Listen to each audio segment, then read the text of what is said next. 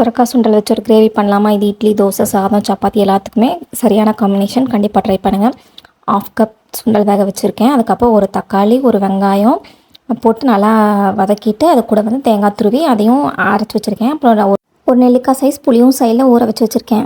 பேனில் எண்ணெய் ஊற்றிட்டு கடுகு, சீரகம், அதுக்கப்புறம் வெங்காயம் போட்டு தாளிச்சு விட்டு தேவையான கருவேப்பிலை போட்டுட்டேன். அதுக்கப்புறம் கட் பண்ணி வச்சுருக்க சுரக்காயை போட்டு நல்லா வதக்கணும். ஒரு 5 நிமிஷம் வதக்குங்க. கூட உப்பு போட்டுக்கோங்க. உப்பு போட்டுட்டு அதுக்கப்புறம் மிளகாத்தூள் ஆட் பண்ணிவிட்டு 2 நிமிஷம் ஆனதுக்கப்புறம் தண்ணி ஊற்றி நல்லா சுரக்காய் வேகிற அளவுக்கு விட்டுருங்க.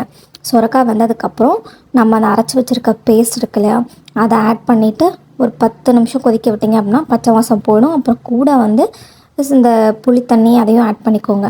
ஆட் பண்ணிவிட்டு அதுக்கப்புறம் அந்த சுண்டல் வச்சுருக்கோம் பார்த்திங்களா, அதுவும் ஆட் பண்ணிங்க அப்படின்னா ஆட் பண்ணிட்டு ஒரு 2 நிமிஷம் விட்டிங்கனாலே போதும்.